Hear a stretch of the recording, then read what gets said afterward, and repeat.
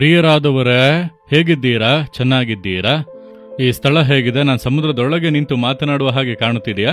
ನಾನು ಸಮುದ್ರದ ಮೇಲೆ ನಡೆಯುತ್ತಿದ್ದೇನೆ ಅನ್ನುತ್ತೀರಾ? ಯೇಸುವೇ ಸಮುದ್ರದ ಮೇಲೆ ನಡೆಯಲು ಸಾಧ್ಯ. ಆತನು ಹೇಳಿದರೆ ನಡೆಯಬಹುದು. ಆತನು ಹೇಳಿತಾನೆ ಪೇತ್ರನು ನಡೆದದ್ದು.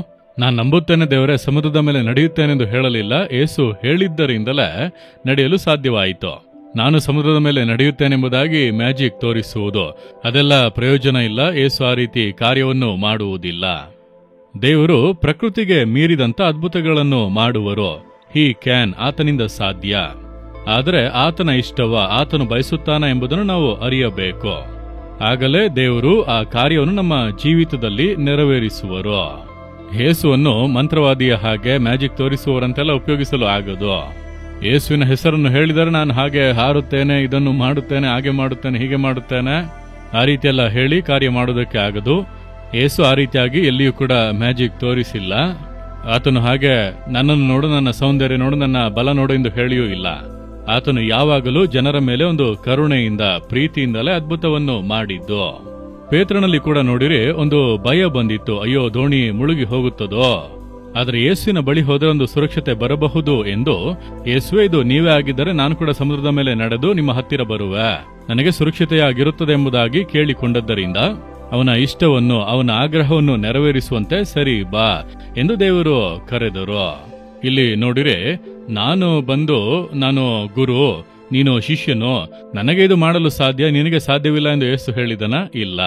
ತನ್ನ ಪ್ರೀತಿಯನ್ನು ತೋರ್ಪಡಿಸುತ್ತಾನೆ. ನಾನು ನಿನ್ನ ತಂದೆ, ನನ್ನ ಮಕ್ಕಳು ದೊಡ್ಡ ಕಾರ್ಯಗಳನ್ನು ಮಾಡಬೇಕೆಂಬುದಾಗಿ ನಾನು ಬಯಸುತ್ತೇನೆ.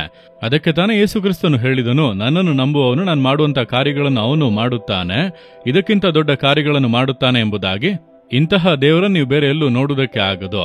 ಯಾಕಂದ್ರೆ ನೀವು ಆತನ ಮಕ್ಕಳು. ನಿಮ್ಮ ಮಕ್ಕಳು ನಿಮಗಿಂತ ಉನ್ನತವಾಗಿರಬೇಕೆಂದು ತಾನೇ ನೀವು ಬಯಸುತ್ತೀರಿ. ಅದುವೇ ಯೇಸುವಿನ ಆಸೆ, ಯೇಸುವಿನ ಪ್ರೀತಿ. ನೀವು ಸತ್ಯವೇದದಲ್ಲಿ ನೋಡಿರಿ, ಯೇಸುವಿನ ನೆರಳು ಬಿದ್ದು ಯಾರಾದರೂ ಗುಣವಾದರು ಎಂಬುದಾಗಿ ಇದೆಯಾ? ಇಲ್ಲ. ಆದರೆ ಪೇತ್ರನ ನೆರಳು ಬಿದ್ದು ಗುಣವಾದರು ಎಂಬುದಾಗಿ ಇದೆ. ಅಂದ್ರೆ ದೇವರು ತನ್ನ ಮಕ್ಕಳನ್ನು ತನಗಿಂತ ಶಕ್ತವಾಗಿ ಇಲ್ಲಿ ಉಪಯೋಗಿಸಲು ಬಯಸುತ್ತಾರೆ. ಅದುವೇ ಯೇಸುವಿನ ಶಕ್ತಿ. ನಿಮ್ಮನ್ನು ಕೂಡ ದೇವರು ಹಾಗೆ ಪ್ರೀತಿಸುತ್ತಾರೆ. ನಿಮ್ಮನ್ನು ಕೂಡ ದೇವರು ಅದೇ ರೀತಿಯಾಗಿ ಉಪಯೋಗಿಸಲು ಬಯಸುತ್ತಾರೆ. ನೀವು ನಂಬಬೇಕು. ಸರಿ, ಅದೆಲ್ಲ ಇರಲಿ. ಇಂದು ದೇವರು ಯಾವ ವಾಕ್ಯವನ್ನು ಹೇಳುತ್ತಾರೆ ಎಂದು ಕೇಳುತ್ತೀರಾ? ಯೆಶಾಯ 61ನೇ ಅಧ್ಯಾಯ 7ನೇ ವಾಕ್ಯ. ನಿಮಗಾದ ಅವಮಾನಕ್ಕೆ ಬದಲಾಗಿ 2ರಷ್ಟು ಮಾನವನ್ನು ಹೊಂದುವಿರಿ. ನೀವು ಅವಮಾನ ಪಟ್ಟು ಹೋದಿರಾ? ಅವಮಾನ ಪಡುವಂತ ಒಂದು ಪರಿಸ್ಥಿತಿಯಲ್ಲಿ ನೀವು ಇದ್ದೀರಾ? ನನ್ನ ಕುಟುಂಬದೊಳಗೆ ನನ್ನನ್ನು ಅವಮಾನ ಪಡಿಸುತ್ತಾರೆ. ನಾನು ಹೇಳಿದ ಹಾಗೆ ನಡೆಯಲಿಲ್ಲ, ನಾಚಿಕೆ ಪಡಿಸುತ್ತಾರೆ. ನಾನು ಕೆಲಸ ಮಾಡುವಂತ ಸ್ಥಳದಲ್ಲಿ ಆಶಾಭಂಗ ಪಟ್ಟೆನೋ, ನಾನು ಮಾತು ಕೊಟ್ಟು ಕೂಡ ಮಾಡಲು ಆಗಲಿಲ್ಲ, ಮಾಡುತ್ತೇನೆ ಅಂದು ಮಾಡಲು ಆಗಲಿಲ್ಲ. ಈಗ ನಾನು ಅವಮಾನದಲ್ಲಿ, ನಾಚಿಕೆಯಲ್ಲಿ ನಿಂತಿದ್ದೇನೆ ಎಂಬುದಾಗಿ ನೀವು ಕಂಗಾಲಾಗಿ ಇದ್ದೀರಾ? ಸಾಲಗಾರರು ಪೀಡಿಸುತ್ತಿದ್ದಾರೆ, ಕೇವಲವಾಗಿ ಮಾತನಾಡುತ್ತಾರೆ. ಈ ಸ್ಥಳದಲ್ಲಿ ನಾನು ಅವಮಾನ ಪಟ್ಟು ತಲೆ ತಗ್ಗಿಸಿದ್ದೇನೆ, ತಲೆ ಎತ್ತಿ ನಡೆಯಲು ಆಗುತ್ತಿಲ್ಲ, ಯಾರಿಗೂ ತಿಳಿಯದೆ ಹೋಗುತ್ತೇನೆ, ಬರುತ್ತೇನೆ, ಆಶಾಭಂಗಪಟ್ಟು ನಿಂತಿದ್ದೇನೆಂದು ಹೇಳುತ್ತೀರಾ? ದೇವರು ಹೇಳುತ್ತಾರೆ, ನನ್ನ ಮಗನೇ, ಮಗಳೇ, ಅವಮಾನಕ್ಕೆ ಬದಲಾಗಿ 2ರಷ್ಟು ಮಾನವು ಬರುತ್ತದೆ.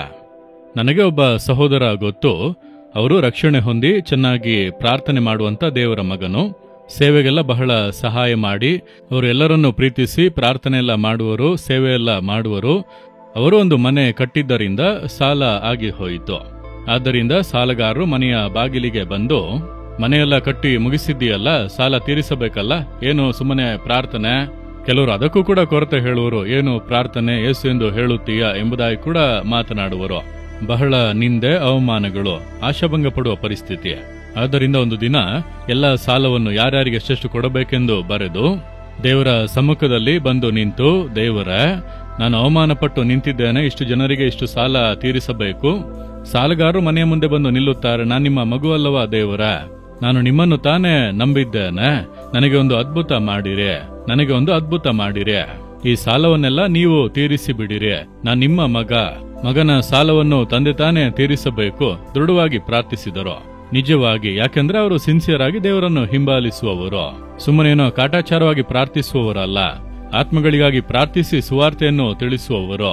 ಆಸಕ್ತಿಯಿಂದ ಪ್ರಾರ್ಥನೆ ಮಾಡಿದರು. ದೇವರಿಗೆ ಒಂದು ರೋಷ ಬಂದಿತು. ನನ್ನ ಮಗ ಅವಮಾನಪಟ್ಟು ನಿಲ್ಲುವುದಾ? ಅವರು ಬಂದು ಕೇಳುವ ಹಾಗೆ ನಿಂತಿದ್ದಾನಲ್ಲ ಎಂದು ಒಂದೇ ತಿಂಗಳಿನಲ್ಲಿ ಎಲ್ಲ ಸಾಲವನ್ನು ತೀರಿಸುವಂತೆ ಮಾಡಿದರು. ದೊಡ್ಡ ಒಂದು ಅದ್ಭುತ. ಅವರ ಬಿಸ್ನೆಸ್ನಲ್ಲಿ ಹೇಗೆ ಅಷ್ಟು ಹಣ ಬಂದಿತ್ತು, ಹೇಗೆ ಅಷ್ಟು ಸಾಲ ತೀರಿಸಿದರೂ ಹೇಳುವುದಕ್ಕೆ ಆಗುವುದಿಲ್ಲ. ನಾನು ಅವರ ಬಳಿ ಕೇಳಿದೆ, ಹೇಗೆ ನೀವು ಸಾಲವನ್ನು ತೀರಿಸಿದಿರಿ? ಏನಾದರೂ ನಿಮ್ಮ ಆಸ್ತಿಯನ್ನು ಮಾರಿದಿರಾ, ಇಲ್ಲ ಬೇರೆಯವರ ಬಳಿ ಸಾಲ ಮಾಡಿದ್ದೀರಾ? ಇಲ್ಲ. ಮತ್ತೆ ಹೇಗೆ ತೀರಿಸಿದಿರಿ? ನನಗೂ ತಿಳಿಯದು. ಹೇಗೆ ಎಲ್ಲವನ್ನು ಕೊಟ್ಟು ಸಾಲ ತೀರಿಸಿದೆ ಏನೂ ತಿಳಿಯುತ್ತಾ ಇಲ್ಲ. ತಿಂಗಳ ಕೊನೆಗೆ ಎಲ್ಲವೂ ಮುಗಿಯಿತು. ಅಷ್ಟು ಮಾತ್ರ ಅಲ್ಲ, ಅವರು ಬಿಸ್ನೆಸ್ ಮಾಡುತ್ತಿದ್ದಂತ ಅದೇ ಸ್ಥಳದಿಂದ ಆ ಸಮಯದಲ್ಲಿ ಇವರ ಮಗಳಿಗೆ ವಿವಾಹವನ್ನು ನಿಶ್ಚಯ ಮಾಡಿದ್ದರು. ಒಬ್ಬರು ದೊಡ್ಡ ಹಣವಂತರು ಒಂದು ಪೆಟ್ಟಿಗೆಯೊಟ್ಟಿಗೆ ಮನೆಗೆ ಬಂದರು.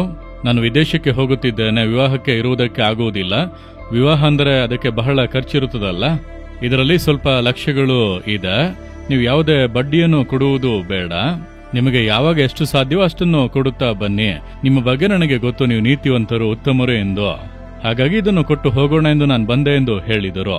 ತಕ್ಷಣ ಇವರು ಏನು ಹೇಳಿದರು, ಇಲ್ಲ, ದೇವರು ನನ್ನನ್ನು ಸಾಲ ಮಾಡುವ ಹಾಗೆ ಇಡಲಿಲ್ಲ. ಯೇಸು ನನಗೆ ಎಲ್ಲವನ್ನು ಕೊಟ್ಟಿದ್ದಾನೆ, ವಿವಾಹಕ್ಕೆ ಬೇಕಾದ ಎಲ್ಲ ಅವಶ್ಯಕತೆಗಳನ್ನು ಸಂಧಿಸಿದ್ದಾನೆ. ನಿಮ್ಮ ಪ್ರೀತಿಗೆ ಬಹಳ ಧನ್ಯವಾದಗಳು. ನನಗೆ ಸಹಾಯ ಮಾಡಲು ಮನೆಯವರೆಗೂ ಹುಡುಕಿ ಬಂದಿದ್ದೀರಿ. ನಾನು ಹೀಗೆ ಹೇಳುತ್ತಿದ್ದೇನೆಂದು ನೀವು ತಪ್ಪಾಗಿ ತಿಳಿದುಕೊಳ್ಳಬೇಡಿ. ಯೇಸು ನಮ್ಮನ್ನು ಕೊರತೆ ಇಲ್ಲದೆ ನಡೆಸುತ್ತಾ ಇದ್ದಾನೆಂಬುದಾಗಿ ಕೈ ಮುಗಿದು ಧನ್ಯವಾದ ಹೇಳಿದರು. ಅವಮಾನ ಹೊಂದಿದ ಸ್ಥಳದಲ್ಲಿ 2ರಷ್ಟು ಆಶೀರ್ವಾದ.